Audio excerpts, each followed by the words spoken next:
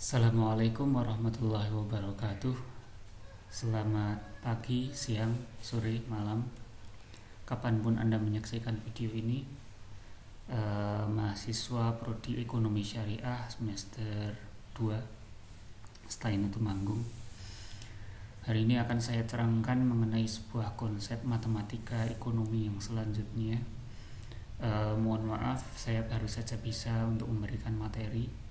Kita memiliki waktu sebelum lebaran ini sekitar 2 minggu, hari minggu ini dan minggu depan. Jadi ini nanti dari 4 materi yang masih tersisa, ada limit fungsi, diferensial, integral, dan juga matriks. Ini saya nanti bagi menjadi 2 materi.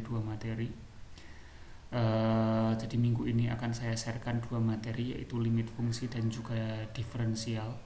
Adapun minggu depan akan saya sharekan materi tentang integral dan juga matriks. Masih ada 4 kelompok juga yang belum presentasi. Jadi untuk materi akan saya share via YouTube. Silahkan Anda kerjakan tugas-tugas yang saya berikan dari YouTube ini pula nanti di akhir pertemuan. Lalu untuk presentasinya nanti kita tunda sampai setelah lebaran. Setelah lebaran nanti presentasinya nanti via aplikasi Zoom, di mana nanti apa yang Anda presentasikan juga terkait materi yang saya sampaikan hari ini. Baik, saya mulai dari materi limit. Materi limit fungsi ini yang akan saya terangkan tentu saja berbeda dengan limit fungsi yang kita kenal di dalam matematika SMA dulu. Jadi secara garis besar Anda bisa membaca sendiri di buku matematika ekonomi yang kita pakai. Jadi pada bab 6 itu materi limit fungsi pada halaman 135, silahkan Anda baca-baca. Akan saya terangkan sedikit mengenai definisi secara garis besarnya dulu. Secara mind map, limit fungsi itu berhubungan dengan integral dan juga diferensial.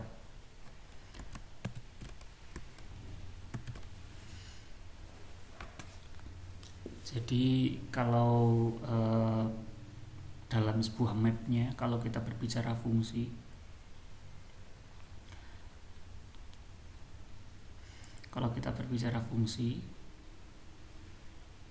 fungsi itu yang kemarin kita udah bahas ya, fx ya, dimana kita kemarin sudah membahas fungsi ini di dalam ranah analisa permintaan dan penawaran, titik keseimbangan, dan lain sebagainya. Di dalam fungsi itu nanti akan memunculkan konsep limit fungsi. Dari limit fungsi nanti akan diturunkan 2 hal. Akan diturunkan pertama dulu adalah diferensial, dimana nama lain dari diferensial itu adalah turunan. Dan nanti dari diferensial akan diturunkan satu konsep yang namanya integral, dimana integral itu adalah kebalikan dari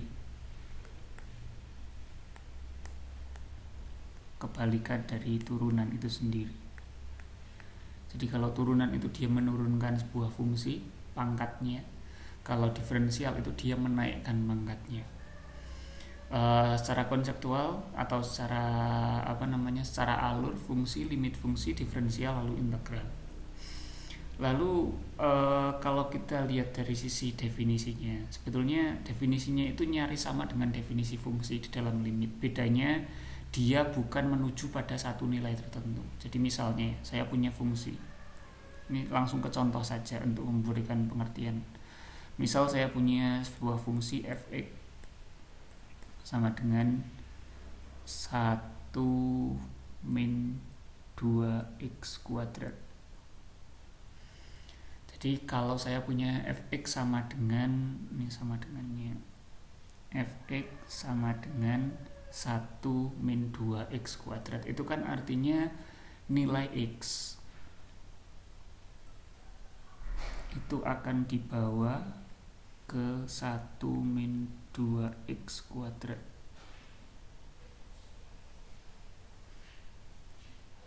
Jadi fungsi f itu akan membawa x menjadi nilai 1, 2x kuadrat. Kalau x-nya sama dengan 1, dia akan dibawa ke 1 minus 2 kali 1 kuadrat. Artinya 1 minus 2 yaitu min 1. Kalau X-nya itu 2, maka 2 akan dibawa menjadi 1 min 2 kali 2 kuadrat, 1 min 8 minus 7. Secara garis besar seperti itu ya konsep fungsi. Jadi fungsi itu akan membawa untuk fungsi fx yaitu 1 min 2x kuadrat. Artinya nilai-nilai itu akan dibawa ke nilai 1 min 2x kuadrat. Dari sini kita dapat memberikan satu contoh, artinya kalau x-nya itu sama dengan 2, artinya dari fx tadi f2 itu adalah 1 min 2 kali 2 kuadrat sama dengan 1 min 8 sama dengan min 7. Ini kalau fx. Nah sekarang yang jadi masalah, yang jadi pembahasan kita, ternyata konsep fungsi seperti ini tuh tidak hanya bisa dilakukan untuk f sama dengan 2, tapi juga bisa dilakukan untuk x sama dengan suatu nilai yang mendekati 2. Maka kita kenal sebagai konsep limit. Jadi dari hal ini, dari konsep ini saya bisa turunkan sebuah konsep limit x mendekati 2 dari fx yaitu 1 min 2x kuadrat. Sekarang mungkin akan ada pertanyaan, apa perbedaan limit limit x mendekati 2 untuk 1 min 2x kuadrat dengan f2? Apa perbedaan antara f2 dengan limit x mendekati 2 1 min 2x kuadrat? Walaupun ini hasilnya sama di dalam limit, tetapi nanti akan ada konsep yang berbeda. Sekarang kita masuk ke konsep ini dulu. Kita terangkan yang ini.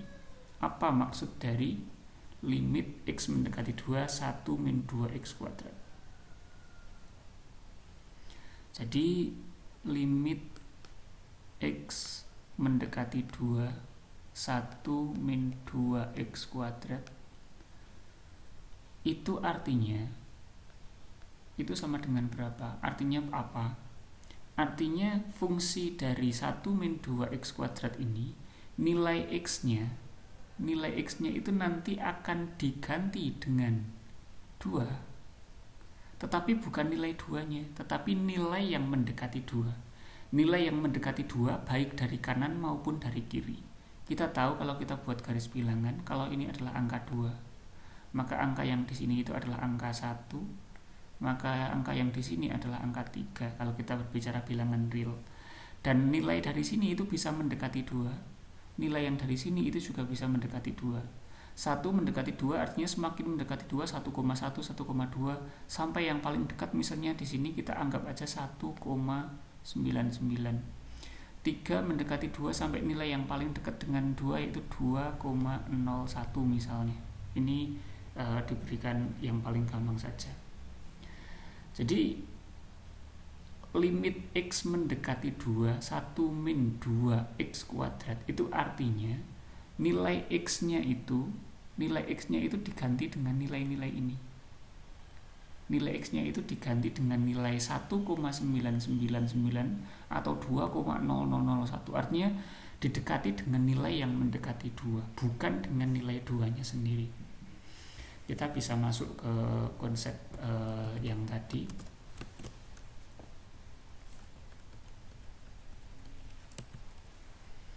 Jadi tadi untuk limit, nah ini dia. Jadi di sini kan dikatakan limit x mendekati 2 fx, limit x mendekati 2 1 min 2x kuadrat itu sama dengan min 7. Terlihat di sini, limit x mendekati 2 1 min 2x ternyata juga hasilnya juga sama dengan min 7. Kenapa demikian? Kenapa min 7? Kita lihat di tabelnya. Di tabelnya ternyata untuk nilai-nilai yang mendekati 2 yaitu 2,01 sama 1,99 itu hasilnya adalah min 7,08 sama min 6,99. Artinya nilai ini dari nilai pendekatan ini semua mendekati nilai minus 7, baik min min 6,9 maupun min 7,08. Jadi nilai dari 2,01 sama 1,99 ternyata nilainya mendekati 0 min 7. Karena dia mendekati min 7, maka di sini ditulis limit x mendekati 21 min 2x kuadrat itu sama dengan min 7. Tapi yang perlu menjadi catatan di sini adalah, yang sangat perlu dijadikan catatan di sini, limit x mendekati 2 tadi ya, 1 min 2x kuadrat sama fx sama dengan 1 min 2x kuadrat untuk x sama dengan 2 ya. Ini dua konsep di dalam kotak ini hasilnya sama, yaitu sama-sama min 7. Tetapi walaupun hasilnya sama, bukan berarti mohon maaf, belum saya tampilkan ya. Kita ulangi. Mohon maaf. Oke, di sini ya. Yang perlu jadi patokan di sini adalah ini ya, konsep yang ada di kotak yang atas sama kotak yang di bawahnya. Limit x mendekati 2, 1 min 2x kuadrat. Terus yang bawahnya fx sama dengan 1 min 2x kuadrat untuk x sama dengan 2, itu kan hasilnya sama. Hasilnya sama-sama min 7. Tetapi yang perlu jadi sepatokan adalah dua konsep ini secara definisi sangat berbeda. Kenapa? Karena kalau untuk yang atas, walaupun hasilnya sama-sama min 7, ini hasilnya min 7, yang bawah juga hasilnya min 7, walaupun hasilnya sama-sama min 7, tapi ini berbeda. Kenapa? Karena untuk konsep limit, itu x-nya itu substitusinya bukan dengan angka 2 tetapi dengan angka yang mendekati 2. Kalau yang bawah ini x-nya diganti dengan 2 walaupun hasilnya sama-sama min 7. Dan ingat, min 7 yang ini itu nilainya mutlak untuk yang bawah, untuk yang fungsi ini. Nilai hasil dari min 7 ini diperoleh secara mutlak. Kenapa? Karena fx sama dengan 1 min 2x kuadrat kalau diganti dengan x-nya diganti dengan angka 2. Kalau diganti dengan angka 2 maka akan ketemu minus 7. Tapi kalau yang atas ini min 7-nya itu min 7 pendekatan. Mengapa pendekatan? Karena 2-nya pun 2 yang pendekatan. 2 yang pendekatan artinya dari angka yang mendekati 2, yaitu bisa 1,999 atau 2,0001 gitu. Nilai yang mendekati 2. Artinya min 7 yang atas sama yang bawah ini berbeda. Sebetulnya berbeda. Walaupun nanti dalam penerapannya ini akan disamakan, tetapi secara konsep ya, yang ada di kotak atas ini sama yang ada di kotak bawah berbeda. Kenapa? Mungkin kalau ditanya kenapa, karena limit yang kalau untuk yang di atas kotak ini limit x mendekati 21 min 2x kuadrat, artinya nanti x akan disubstitusi dengan nilai yang mendekati 2. Kalau yang bawah fx sama dengan 1 min 2x kuadrat untuk x sama dengan 2, itu nanti artinya x akan disubstitusi dengan angka 2. Dengan angka 2, bukan nilai yang mendekati 2, tapi langsung dengan 2-nya. Sehingga nanti akan menghasilkan minus 7. Minus 7 untuk yang atas itu adalah minus 7 pendekatan. Minus 7 untuk yang bawah itu adalah minus 7 yang absolut atau mutlak atau pasti. Tepat, intinya tepat minus 7. Tapi kalau yang atas ini adalah minus 7 yang pendekatan. Mengapa yang atas ini minus 7 yang pendekatan? Karena minus 7 yang atas ini diperoleh dari pendekatan ini. 2,01 11,99 yang memperoleh nilai min 7,08 sama min 6,9.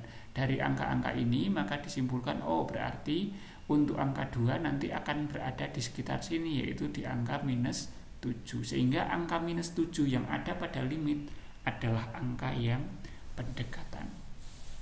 Oke, itu secara garis besar mengenai konsep limit, pendekatan dari suatu nilai tertentu. Dan untuk materi-materi selanjutnya di dalam buku ini, di halaman selanjutnya nanti untuk halaman tentang kaidahnya dan lain sebagainya, silahkan Anda baca-baca sendiri, karena ini materinya sama persis dengan materi limit yang ada di SMA. Jika Anda ingin mendalami kembali, silahkan Anda pelajari lagi konsep-konsep yang ada di sini, karena pada dasarnya ada sebuah kepentingan atau urgensi kenapa limit itu harus terbahas di sini. Sebagai contoh misalnya, saya mungkin memberikan sebuah contoh di sini. Saya punya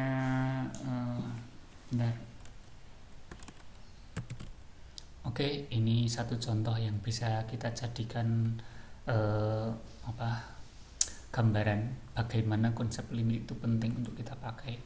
Jadi ada sebuah fungsi y-nya itu fx per gx, artinya fungsi y itu dalam bentuk pecahan dalam bentuk x kuadrat min 25 per x min 5. Jadi kita punya fungsinya itu adalah dalam bentuk pecahan, yaitu x min 25. Jadi fungsinya itu adalah x min 25 per x min 5.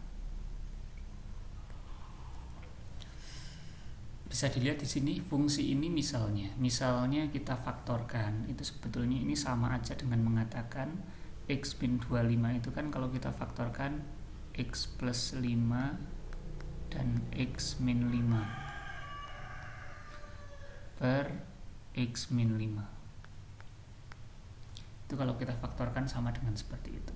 Dan ternyata dari pemfaktoran yang semacam ini kita bisa mengetahui bahwasannya jika x sama dengan 5, maka fungsi ini akan menjadi, kalau kita substitusikan, kalau x-nya sama dengan 5, maka sama aja kita mengatakan bukan x min 25, x kuadrat ya, ini mohon maaf kesalahan, x kuadrat min 25. Jadi x kuadrat min 25 per x min 5 kalau difaktorkan itu adalah x min 5 kali x plus 5, x plus 5, x min 5 per x min 5. Kalau x-nya sama dengan 5, sama saja kita mengatakan 5 kuadrat min 25, kalau kita substitusikan ya, jadi sama dengan 5 min 5 sama dengan 0 per 0. Dimana 0 per 0 adalah sebuah hasil yang tak tentu karena nggak ada penyelesaiannya. 1, kalau kita jawab 1 juga benar, jawab 2 juga benar gitu ya. Ini yang disebut dengan konsep yang tidak terdefinisi. Konsep yang tak terdefinisi. Jadi 0 per 0 itu nggak terdefinisi.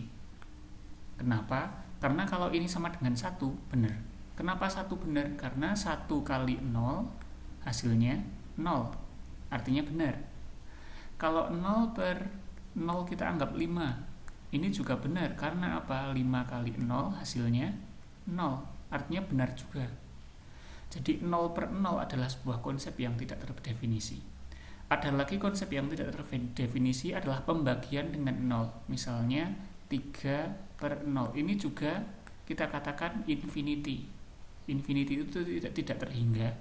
Dan konsep tak terhingga ini juga dikatakan di dalam limit ini adalah konsep yang tidak terdefinisi.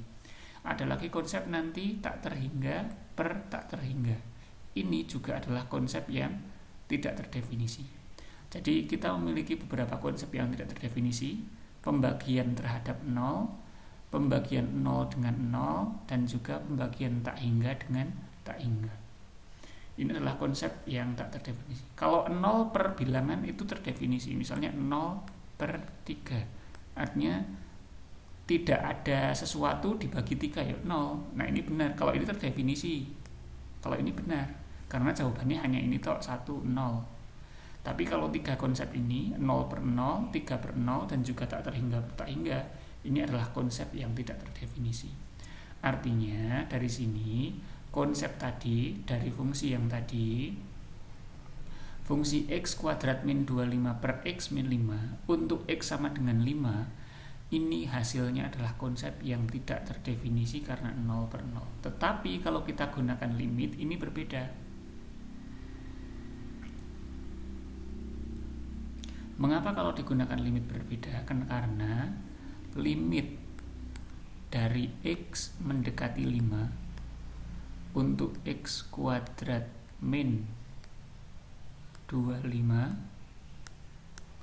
per X min 5 itu sama saja dengan kita mengatakan X tadi ya, faktorannya X plus 5 X min 5 per X min 5 kalau kita faktorkan. Dan di sini kita bisa mencoret ini yang atas dan bawah. Kenapa bisa dicoret? Karena X min 5 itu tidak sama dengan 0. Kalau X nya kan ini kan mendekati 5 bukan 5. Kalau mendekati 5 artinya X min 5 itu hasilnya bukan 0. Ini bukan 0. Ini juga bukan 0. Karena bukan 0 maka kita bisa mencoret. Kalau yang tadi untuk konsep ini sama dengan 0. Untuk yang tadi sama dengan 0. Karena sama dengan 0 maka nggak bisa dicoret. Tapi karena limit ini hanya mendekati 5 maka ini bisa dicoret. Sehingga limit X mendekati 5 itu tadi nanti berubah menjadi limit X mendekati 5 X plus 5. Hasilnya adalah X nya disubstitusi dengan 5. Hasilnya adalah 5 plus 5 sama dengan 10. Hasilnya ini. Sangat terlihat di sini bahwasannya limit X mendekati 5 untuk X kuadrat min 25 X min 5 hasilnya 10. Sedangkan untuk fx nya, untuk fungsinya yaitu X kuadrat min 25 per X min 5 itu kalau kita ganti X nya dengan angka 5 hasilnya adalah tak tentu atau tidak terdefinisi. Artinya dari konsep yang tidak terdefinisi ini berbeda dengan hasilnya ketika pakai limit yang hasilnya ternyata terdefinisi yaitu 10. Ya. Disinilah pentingnya pakai limit, karena ketika memakai limit itu bisa menjadi terdefinisi ketika fungsi aslinya tidak terdefinisi. Dari terdefinisi dan tidak ini maka nanti akan masuk ke dalam satu konsep selanjutnya yang disebut dengan konsep kontinuitas.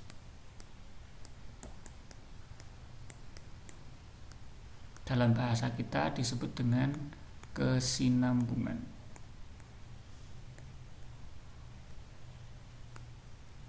Dari kesinambungan nanti akan ada dua konsep fungsi, yaitu konsep fungsi kontinu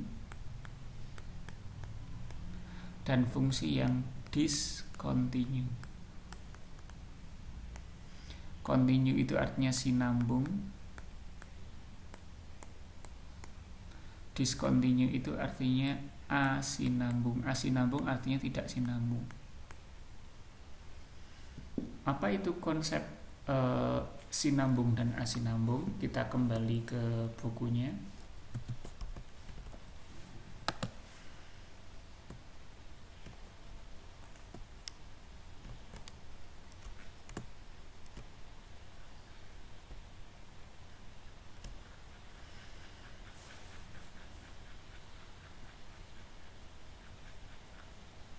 Ya, konsep kesinambungan silahkan Anda juga membaca. Konsep kesinambungan pada intinya ketika kita menggambar sebuah grafik kita tidak perlu mengangkat pena kita.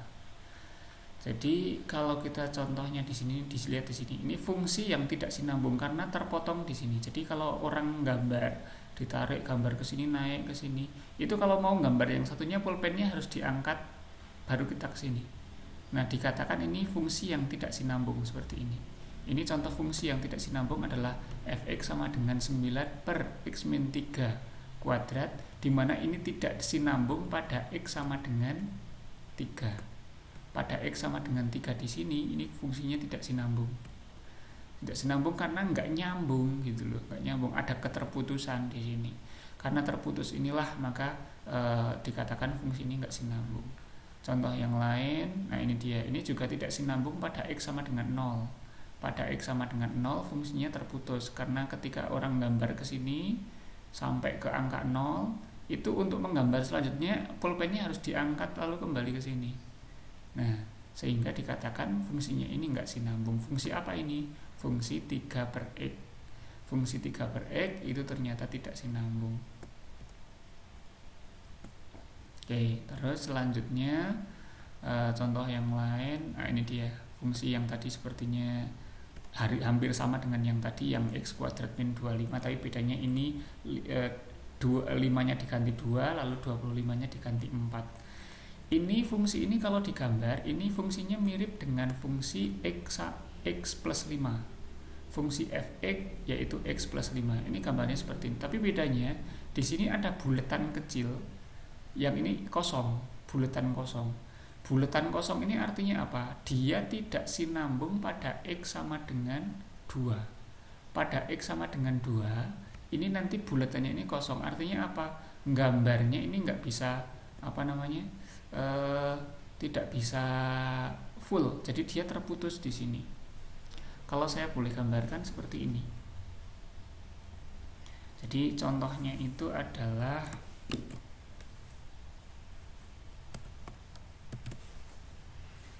contohnya tadi adalah fx sama dengan x kuadrat min 4 per x min 2. Ini saya bisa katakan untuk x sama dengan 2, maka fx tidak terdefinisi. Kenapa tidak terdefinisi? Karena bisa dimasukin aja. 2 dimasukkan ke sini dan ke sini. Hasilnya 4 min 4 0, yang bawah juga 0. Artinya akan menghasilkan nilai 0 per 0, sama dengan yang tadi. 0 per 0 adalah nilai yang tidak terdefinisi. Tetapi kalau kita pakai konsep limit dengan cara yang tadi, limit x mendekati 2 untuk x min 4, x kuadrat min 4, x min 2, ini hasilnya adalah sama dengan limit x mendekati 2, x plus 2. Karena tadi setelah difaktorkan nanti bisa dicoret, lalu sehingga menghasilkan ini, sehingga hasilnya adalah 4. Ya. Jadi pada intinya x kuadrat min 4 itu sama dengan x plus 2 di dalam limit untuk x mendekati 2. Untuk x mendekati 2 ini itu sama, tapi dalam konsep limit ya, dalam konsep limit, karena x-nya mendekati 2, bukan x sama dengan 2. Sehingga nanti kalau digambar, kalau kita ingin menggambar fungsi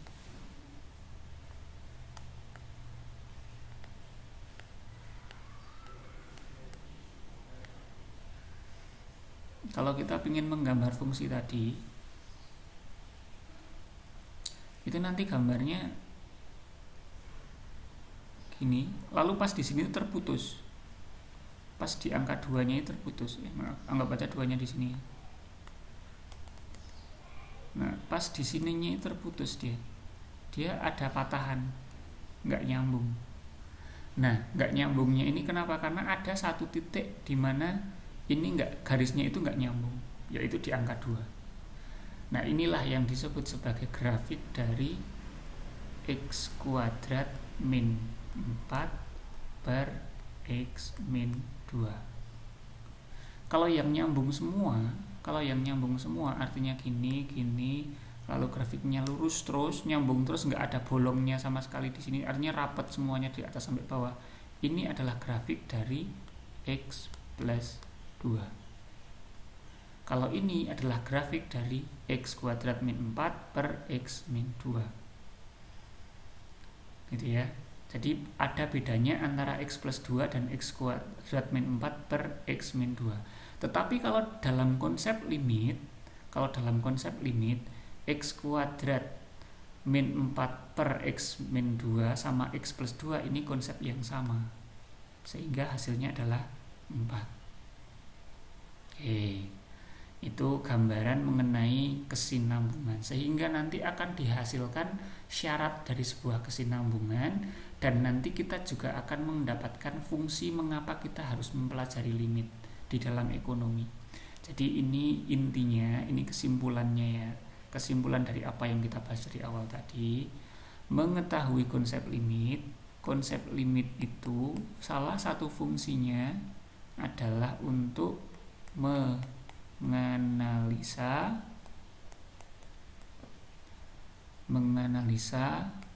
kesinambungan fungsi, sehingga nanti kita tahu ketika kita menggambar itu fungsinya itu nyambung enggak, bolong atau tidak, terputus atau tidak. Itu cara untuk mengetahui apakah fungsi itu sinambung atau tidak, itu adalah dengan mengetahui konsep limit. Mengapa kok menganalisa kesinambungan ini fungsi penting?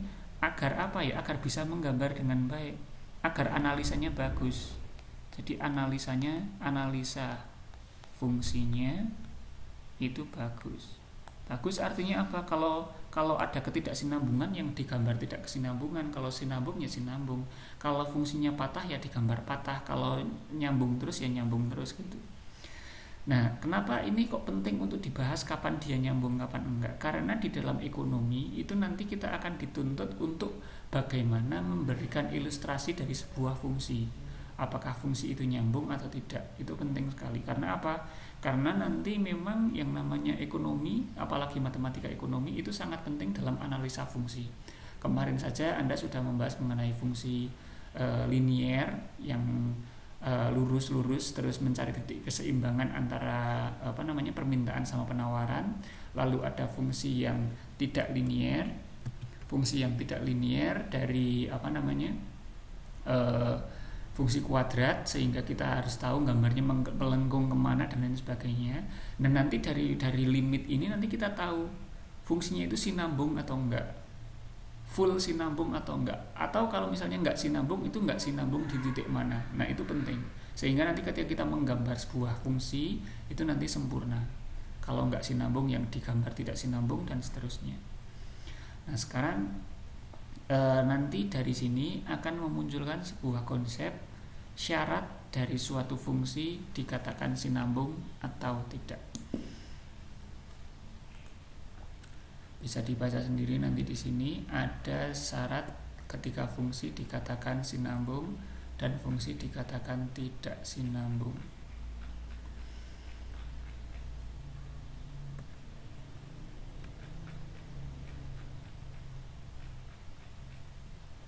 Ini dia.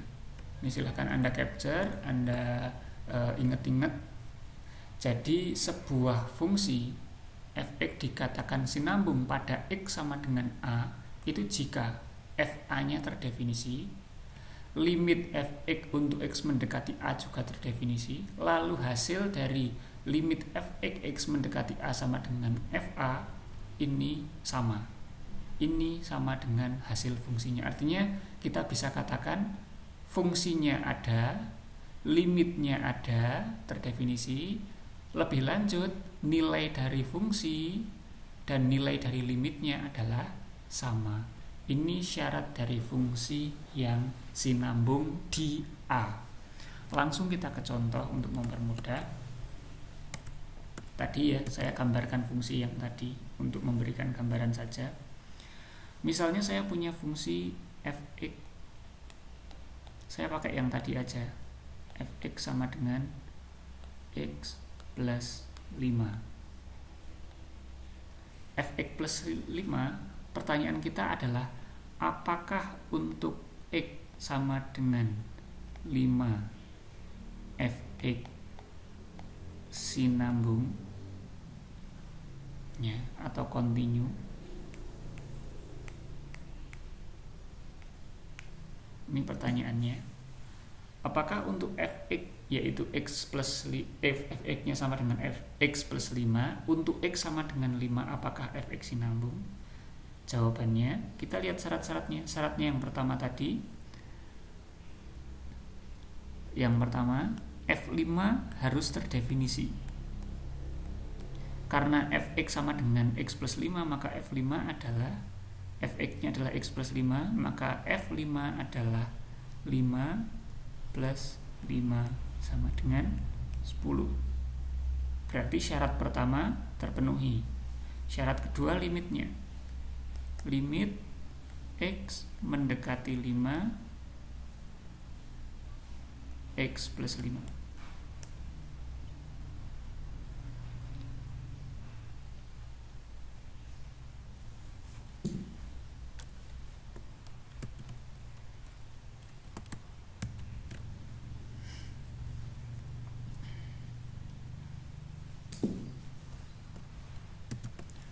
Untuk nilai limitnya, limit x mendekati 5 x plus 5, maka x-nya itu nanti kita substitusi dengan angka 5, sehingga hasilnya adalah langsung disubstitusi, yaitu 5 plus 5 hasilnya 10, sehingga limitnya juga ada. Syarat yang ketiga adalah kita bisa simpulkan di situ bahwasannya nilai f5 itu sama dengan limit x mendekati 5 x plus 5. Artinya 3 syaratnya terpenuhi, sehingga kita katakan di sini kesimpulannya fx sinambung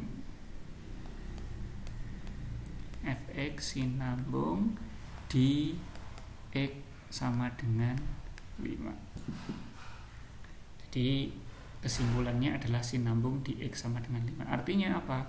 Kalau x sinambung di angka 5, bahkan ini bisa kita cek fx ini sinambung di semua titik. Karena fx sinambung di semua titik, artinya nanti grafiknya adalah lurus. Grafiknya lurus, tidak ada terputus sama sekali. Ini untuk grafik x sama dengan 5 nanti. Sehingga kita katakan fungsinya itu lurus. Nah, sehingga nanti kelihatan di sini fungsi dari kita mengetahui limit, ternyata kita jadi tahu, oh ternyata fungsinya itu lurus, tanpa celah, tanpa bolong, tanpa terpatah sama sekali. Kalau gambar pulpennya nggak perlu diangkat, seperti itu. Nah, contoh yang kedua adalah ketika kita berbicara fungsi yang tadi, yang hampir sama, yaitu fungsi fx sama dengan x kuadrat min 25 per x min 5. Pertanyaannya, apakah untuk x sama dengan 5 fx sinambung?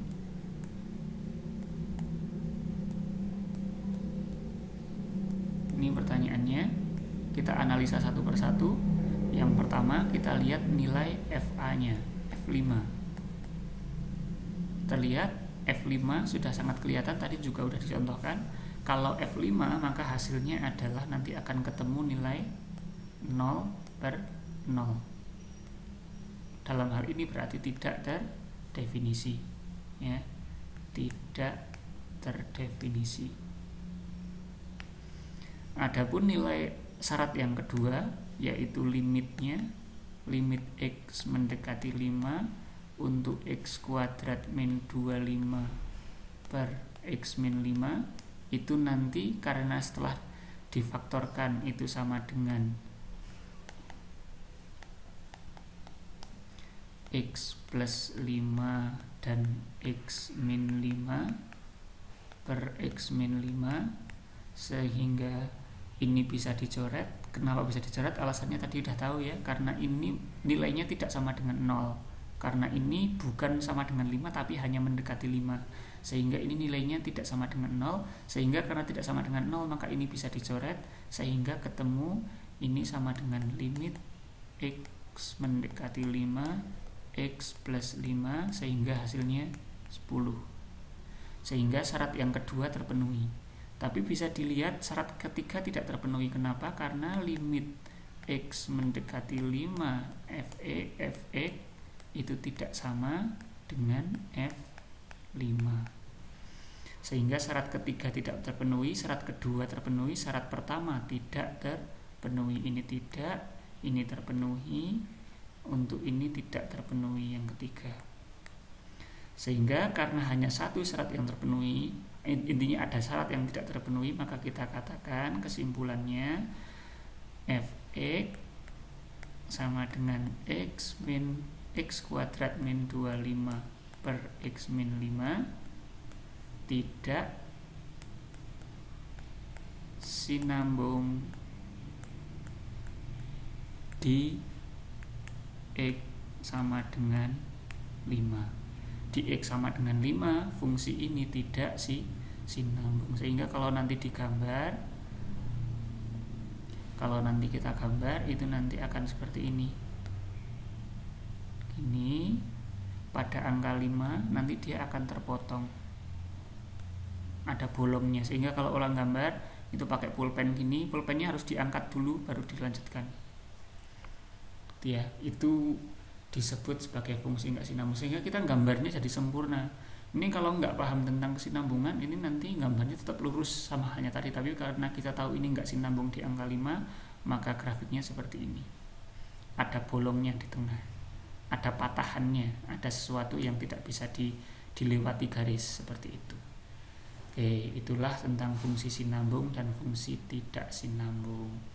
Nah, sekarang akan saya contohkan satu contoh di dalam dunia ekonomi.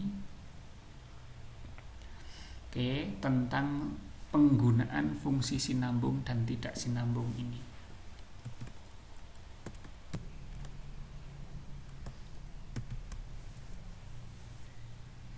Oke, ini saya punya sebuah contoh dalam dunia ekonomi. Misalnya pendapatan itu disimbolkan dengan Y besar, lalu pajak disimbolkan dengan T besar, maka dirumuskan sebuah fungsi T sama dengan FY. Artinya apa? Tax atau pajak ini bisa diperoleh dengan mencari nilai fungsi dari Y-nya, dari pendapatannya. Jadi untuk mengetahui T itu nanti dicari dengan memasukkan Y atau pendapatan ke dalam fungsinya, di mana fungsinya ini didefinisikan dalam dua kasus. Nanti akan terjadi yaitu T sama dengan 0,1,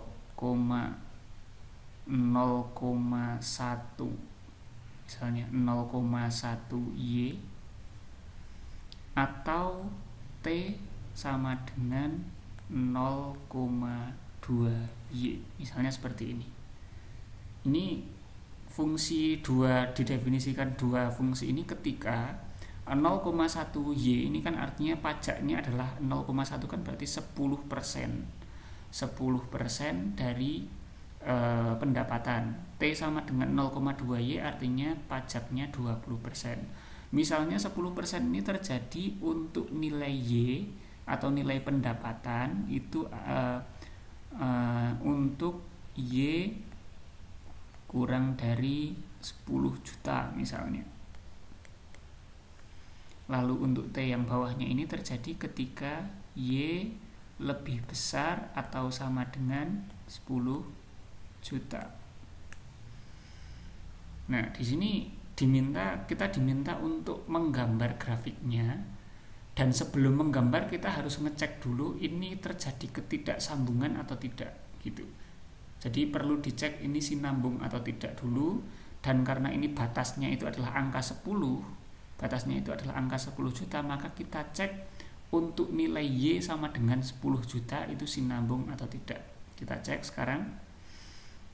Syarat dari sinambung adalah tadi ya, FA ya, FY dalam hal ini. FY itu terdefinisi.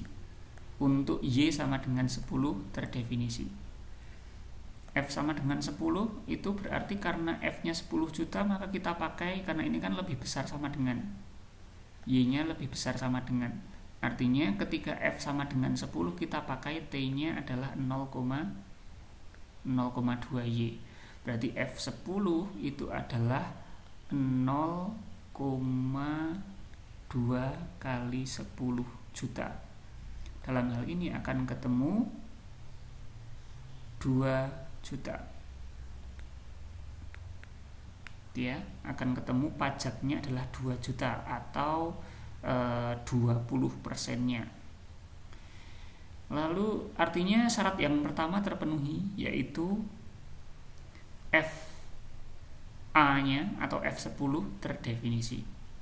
Lalu untuk yang kedua, limitnya, limit Y mendekati 10 untuk FY. Limit Y mendekati 10, kalau mendekati 10 itu kan berarti ininya bukan 10, gitu ya. Dan kita lihat di sini, mendekati 10 itu kan bisa berarti yang atas, bisa berarti yang bawah. Kalau yang atas artinya dia mendekati 10 dari kiri, kalau yang bawah artinya mendekati 10 dari kanan, karena lebih besar dari 10. Dalam hal ini berarti limit Y itu nanti akan bervariasi. Kalau didekati dari kanan, atau dari kiri dulu wes. Kalau didekati dari kiri artinya Y-nya nanti di angka 9,99 juta misalnya. Berarti kan kalau 9,99 juta, nanti yang dipakai adalah fungsi yang atas, yaitu kurang dari 10 juta. Berarti nanti kalau didekati dari kiri, maka akan ketemu nilai limitnya, limit Y mendekati 10 itu adalah 0,1-nya, 0,1 Y. 0,1 Y itu artinya 0,1 kali 10 juta. 0,1 kali 10 juta berarti artinya hasilnya T-nya ketemu 1 juta. Kalau didekati dari kanan akan ketemu T-nya 0,2. Kenapa? Karena berarti 10,001 juta. Berarti sudah lebih besar dari 10 juta. Berarti kita pakai fungsi yang bawahnya, yaitu Y lebih besar dari 10 juta. Artinya kalau didekati dari kanan nanti akan ketemu 2 juta. Tapi seperti apapun, baik yang atas maupun yang bawah, itu syaratnya sudah terpenuhi, yaitu sama-sama udah terdefinisi. Tinggal kita beri syarat yang ketiga. Apakah limitnya sama dengan fungsinya? Kita tahu tadi bahwasannya jelas ya, F10 sama dengan 2 juta. Sedangkan limitnya, limit X mendekati 10 untuk FY-nya, bukan X ya, Y. Untuk FY-nya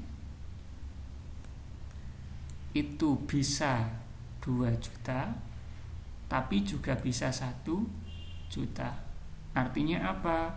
Tidak sama. Artinya FY tidak sama dengan limitnya.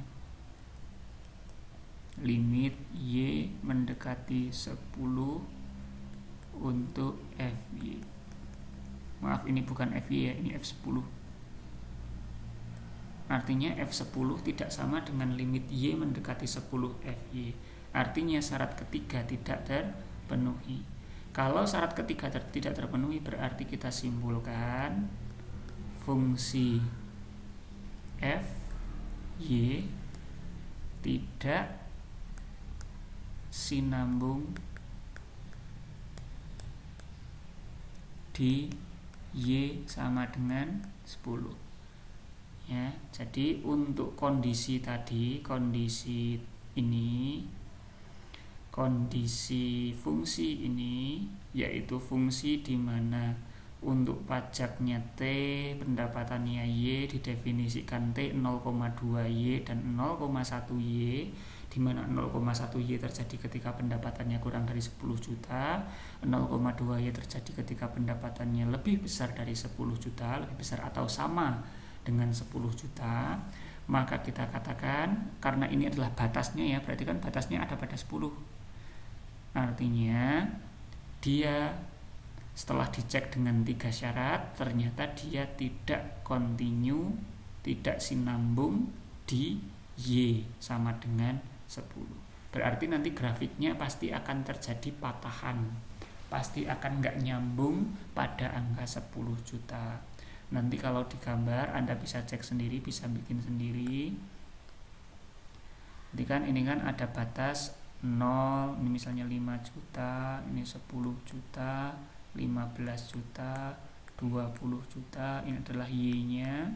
Lalu yang atas ini adalah T-nya, pajaknya.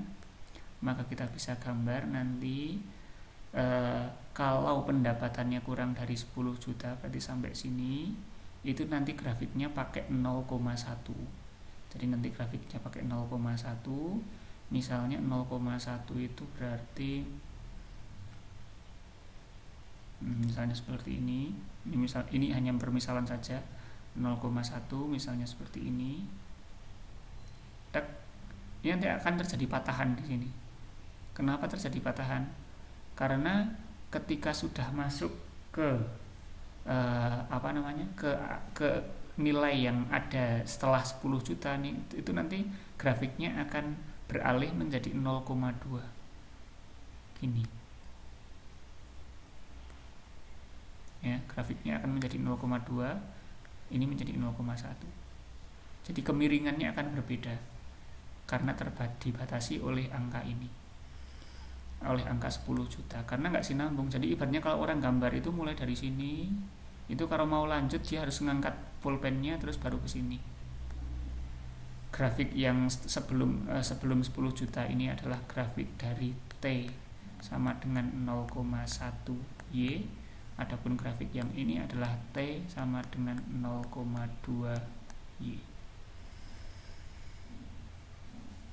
Itu untuk materi limit contohnya. Nah, sekarang berarti tinggal tugas untuk kelompok 3. Kelompok 3 yang menerangkan tentang limit.